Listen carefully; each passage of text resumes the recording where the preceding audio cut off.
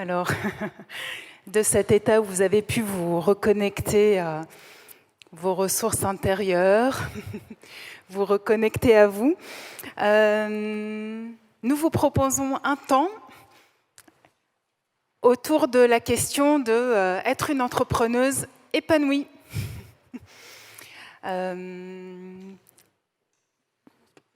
Oui, peut-être vous dire juste un mot sur qui nous sommes, Connaissance. Alors bonjour à toutes. Donc Connaissance, on est une association qui existe depuis 2012 et qui a pour mission d'accompagner les personnes à trouver ce qu'on appelle sa juste place professionnelle. Donc, pardon, j'ai pas l'habitude des micros, c'est bon. Donc une association, comme je disais, qui existe depuis 2012, qui propose des parcours de formation pour accompagner ses participants à trouver ce qu'on appelle sa juste place professionnelle. Donc une place avec laquelle on se sent aligné, en phase et qui correspond à nos talents, à nos forces, à nos motivations, à nos ressources. Donc on propose différents parcours de formation et donc on a accueilli depuis 2012 plus de 700 participants dans nos parcours, dont Anne qui est ici présente et qui va venir nous parler, témoigner de son vécu d'entrepreneuse et comment elle a pu construire un projet entrepreneurial qui lui correspond vraiment. Et donc, Patricia et Anne vont nous parler de ce cheminement. Et en un mot, moi, Patricia, j'interviens chez Connaissance en tant que coach bénévole. Nous sommes une équipe de 15 coachs qui accompagnons à la fois les personnes individuellement dans le parcours et en articulant cela aussi dans des ateliers thématiques. Voilà. Mais avant de donner la parole à Anne, on vous propose un temps, peut-être avec un petit temps de réflexion individuelle chacune. Être une entrepreneuse épanouie, ça vous évoque quoi ? Je sais pas, quelle représentation vous avez de cela ? Eh oui, pour vous, c'est quoi être une entrepreneuse épanouie ?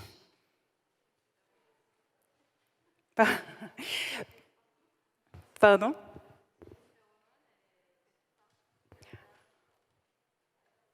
Superwoman. Alors, ce que je vous propose peut-être, c'est que chacune vous preniez d'abord, 1 ou 2 minutes pour voir qu'est-ce qui vous arrive comme image, comme mot peut-être, comme question autour de ça.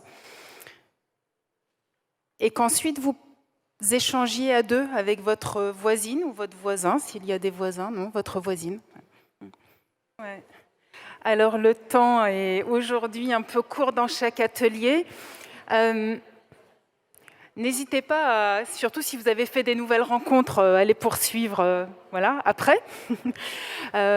En tout cas, c'est comme ça qu'on aime bien travailler chez Connaissance. Dans nos ateliers, on est en petits groupes, on est plutôt autour de 10 ou 12 personnes.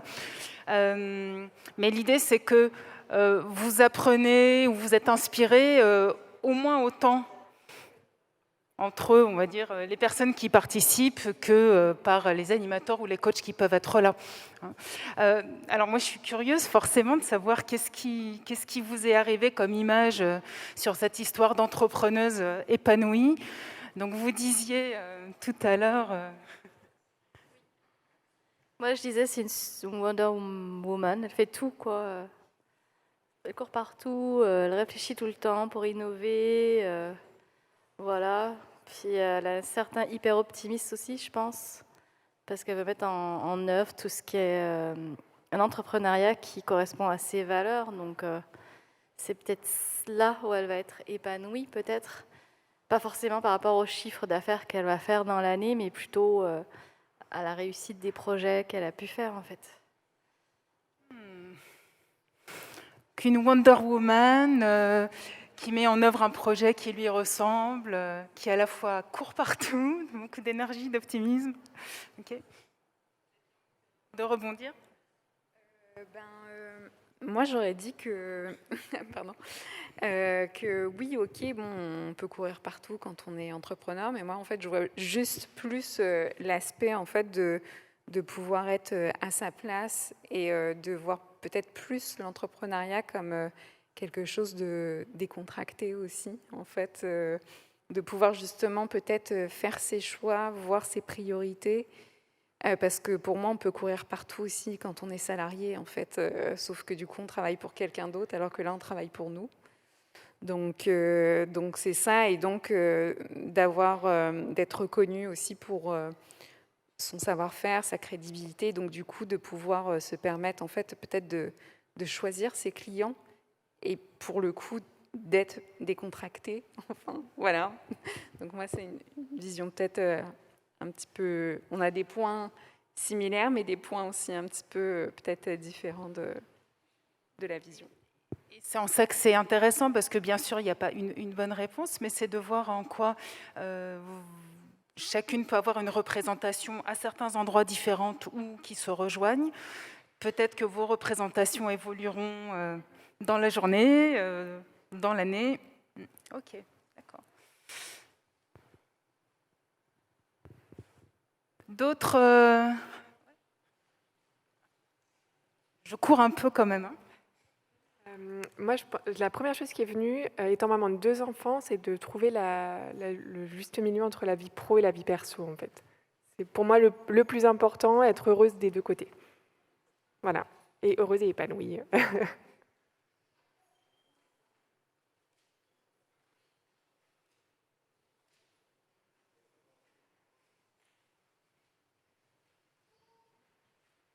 Nous avons du renfort.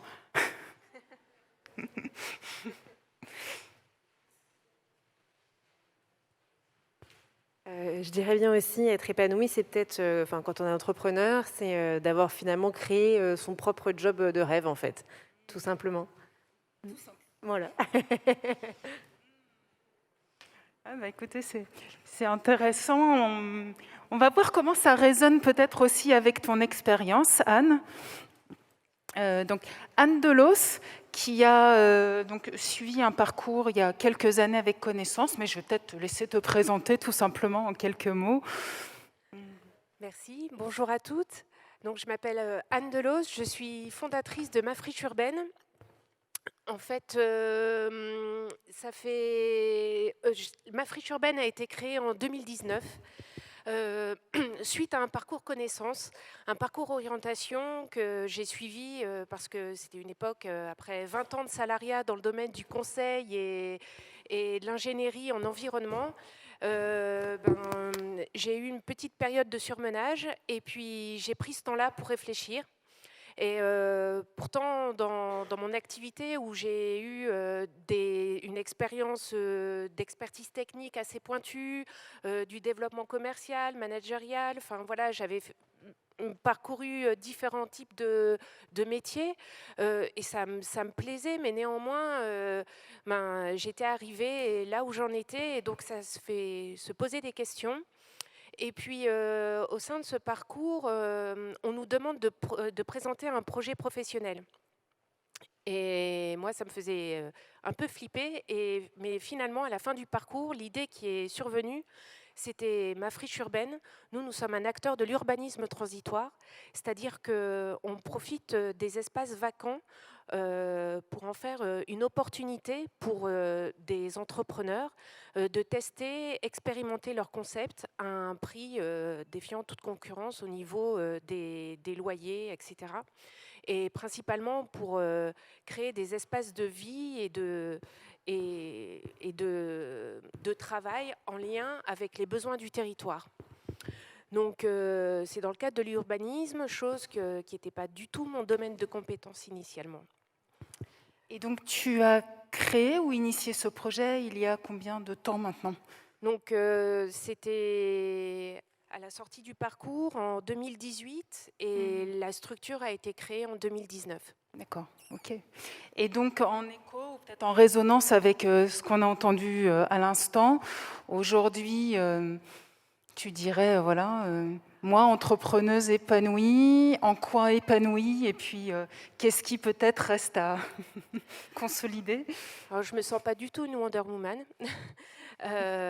J'ai le job, hein, c'est sûr, ma famille, je suis mariée, j'ai 3 enfants, donc voilà. Par contre, ce qui a fait écho de ce qui a pu ressortir, c'est que Ce projet, en fait, a été lancé, initié, parce qu'il est en phase avec mes valeurs, mes choix, mes envies. Et ça, pour moi, c'est très important. Et c'est ce qui fait que je me raccroche à ça dans les moments très difficiles, quoi. Je ne sais pas si c'est quelque chose qui est propre à l'entrepreneuriat. Je pense que ça peut être le cas, dans toute vie professionnelle.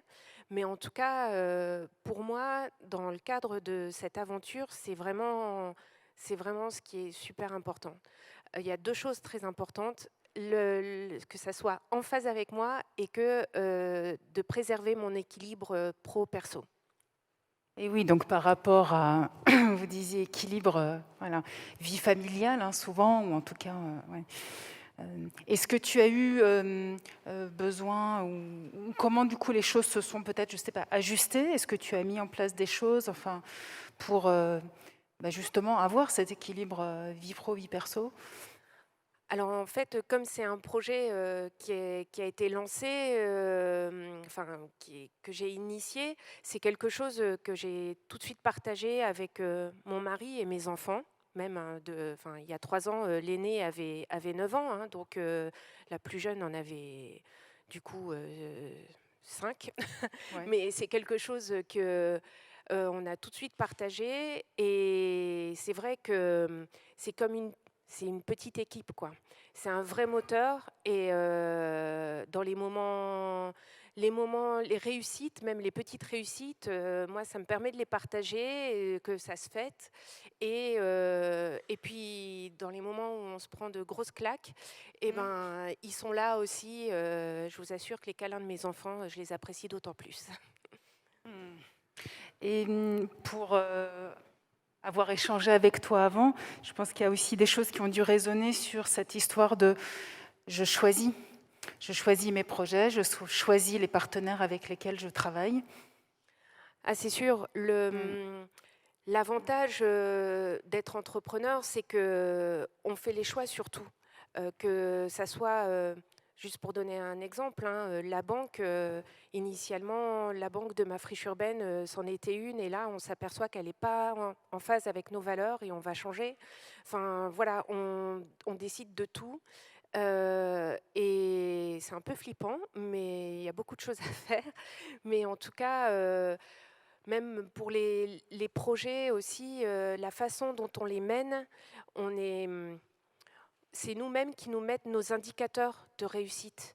C'est-à-dire, on fait passer... il y a certaines priorités, par exemple, sur la façon de mener nos projets avec nos partenaires. Nous, ce qui est très, très important, c'est le lien qu'on va nouer, soit avec les partenaires, avec nos clients, avec les potentiels occupants. Et donc, même si on passe plus de temps que ce qui était prévu, et donc c'est pas facturé, mais c'est pas grave. Nous, c'est ce qui nous porte, quoi. Donc, et ça, on peut le faire d'autant plus facilement. Alors je dis nous parce que dans cette aventure m'a rejointe une associée, Nathalie, et on partage vraiment ça. Ça fait partie de nos valeurs, de notre engagement. Moi, j'aurais encore quelques questions, mais je vois que l'heure tourne. Alors, j'ai plutôt envie d'abord de vous laisser de la place pour des questions, si vous en avez pour Anne. Voilà.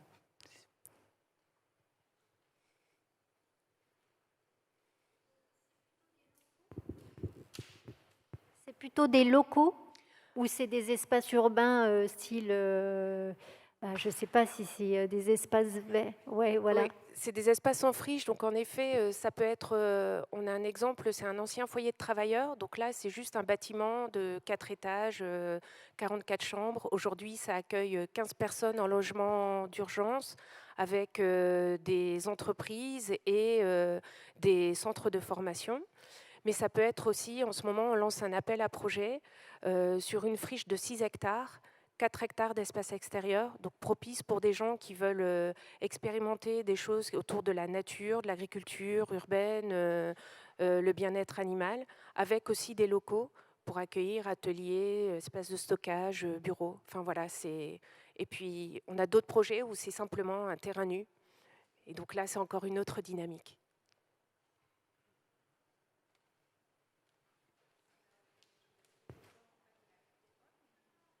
Est-ce que c'est sur le territoire de la métropole, en fait Oui, en effet, on est basé à Lyon. On intervient dans la région principalement, mais par exemple, là maintenant, on est sollicité en Bourgogne-Franche-Comté. Donc voilà, c'est...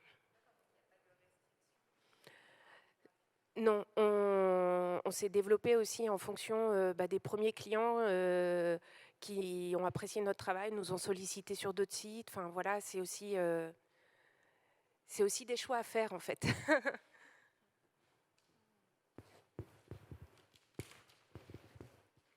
Et du coup, comment ça fonctionne? Enfin, vous faites un appel à projet, les gens répondent. Enfin, comment ça marche en fait? Si jamais, je sais pas, moi j'ai envie de venir bosser dans ma friche urbaine, comment ça fonctionne? Alors, si vous voulez venir bosser chez ma friche urbaine, vous venez me voir, on en discute et puis on voit s'il y a moyen. Ça fonctionne, c'est que ça dépend. Il y a deux primes. Soit c'est des propriétaires fonciers qui ont des fonciers vacants parce que leur activité a cessé, ou alors ils ont, par exemple, on travaille en ce moment pour un bailleur social qui s'appelle LMH. Ils sont en phase de relogement ici à la Duchère, et les commerces qui sont adjacents sont vacants depuis quelques années.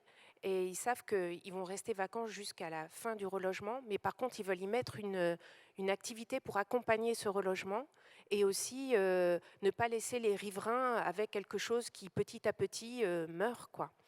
Et donc ça nous correspond vraiment, parce que pour nous, c'est vraiment une opportunité pour continuer à créer du lien et à faire le lien entre un passé et peut-être un futur. Et donc, on va travailler avec les résidents, les riverains, les écoles du quartier, les entreprises du quartier, les acteurs qui interviennent sur ce quartier pour trouver l'occupation qui pourrait répondre aux besoins des personnes qui vont être logées et puis des riverains. Voilà.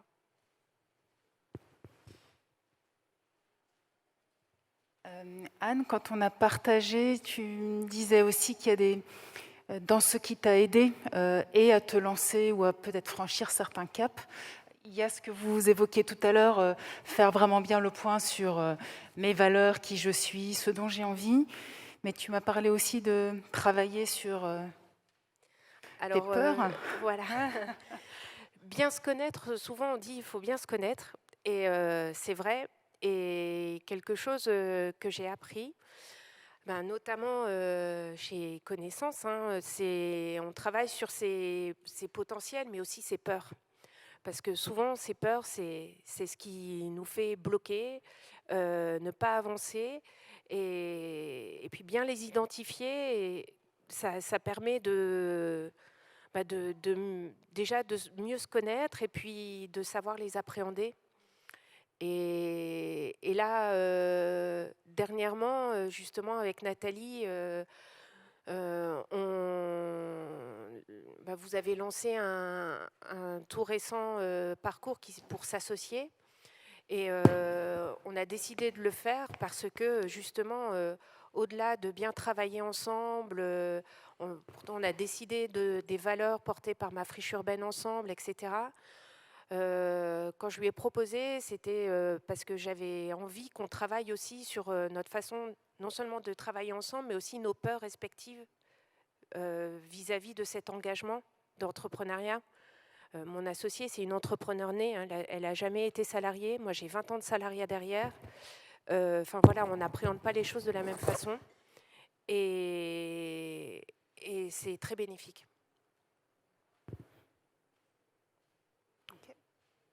Il y a de la place pour une dernière question.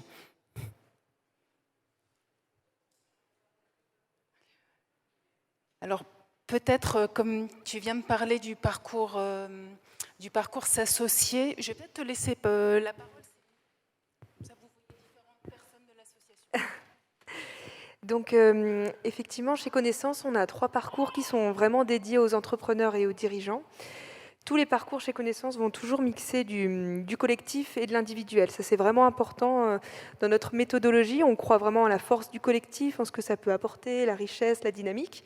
Mais on pense aussi, un peu comme l'évoquait Anne, qu'il peut y avoir des points particuliers personnels de blocage ou sur lesquels on a besoin de passer un peu plus de temps, d'approfondir. Et c'est pour ça qu'on a mis en place également du coaching individuel. Donc tous nos parcours vont alterner entre ateliers collectifs et séances de coaching individuel par des super coachs comme Patricia. Et on collabore avec une quinzaine de coachs professionnels certifiés qui vont animer nos ateliers et nos séances de coaching.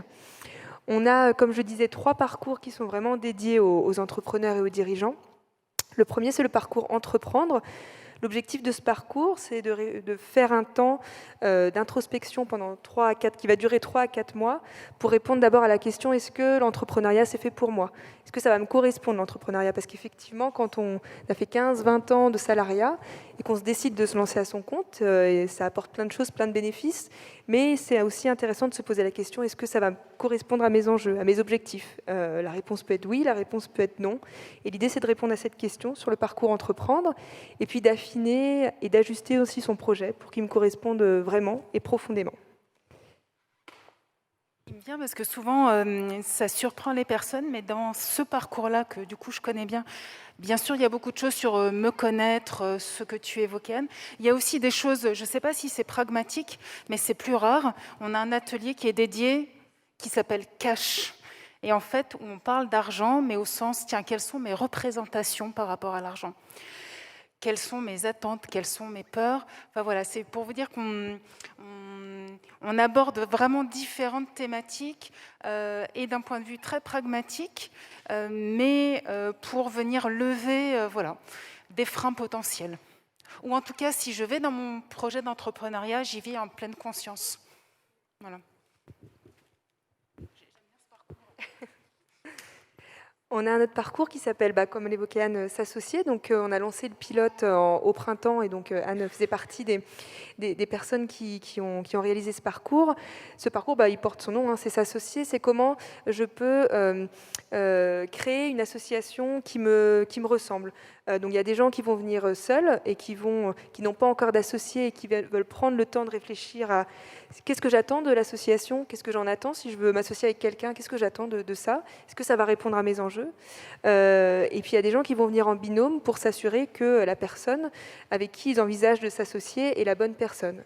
Et donc on travaille là-dessus. C'est un parcours qui va durer beaucoup moins longtemps, qui va durer 1 mois et demi et qui va mixer, toujours pareil chez Connaissance, du collectif et de l'individuel.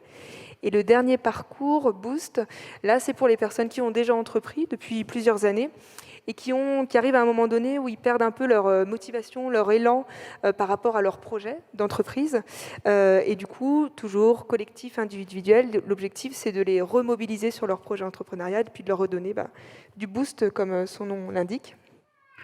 Les parcours Entreprendre et s'associer sont éligibles à un financement par le CPF, puisqu'on a un organisme de formation certifié Calliope, et donc nos parcours Entreprendre et s'associer sont éligibles à ce financement.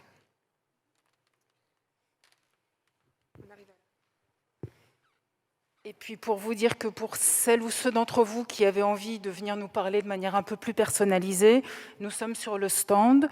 En tout cas, Céline, toute l'après-midi. Moi, je vais rester un petit peu, si vous avez envie de parler avec un des coachs qui intervient. Anne, tu peux rester, je crois, une petite demi-heure s'il y a des personnes qui veulent échanger sur son projet. Bonne suite de votre après-midi. Bonne, réflexion, prise d'élan, rencontre aussi.